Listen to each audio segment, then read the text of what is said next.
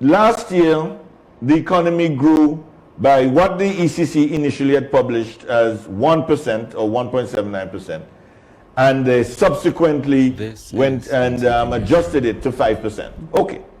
The point I'm making is this. If you get negative 20, the economy declined by 20% in 2020, and the next year you grow by 5%, that's negative 15, because negative 20 plus 5 is negative 15. That's, I mean, you have a son, I think, right? I'm sure if you give him that, he can work that out.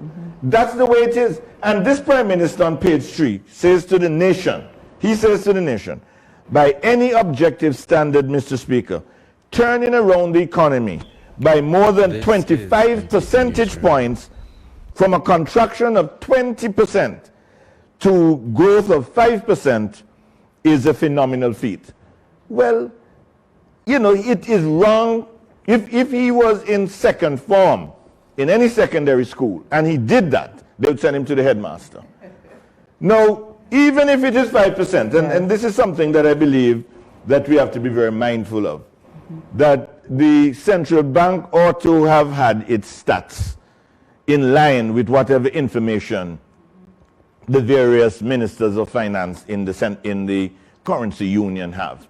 It is unacceptable that you have the Minister of Finance for country quoting figures, and when you go to the website for the central bank, those figures are not there.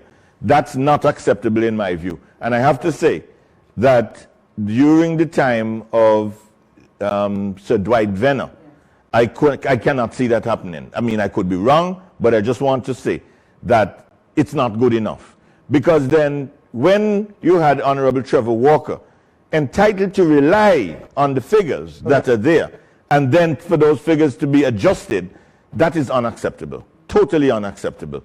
But I'm just saying in any event that this way in which the Prime Minister is telling this just completely spinning the truth, talking about a 25% turnaround, where there's no 25% turnaround. And that type of language and the use of numbers in that deliberately false way is unacceptable and should never find its place in any budget presentation.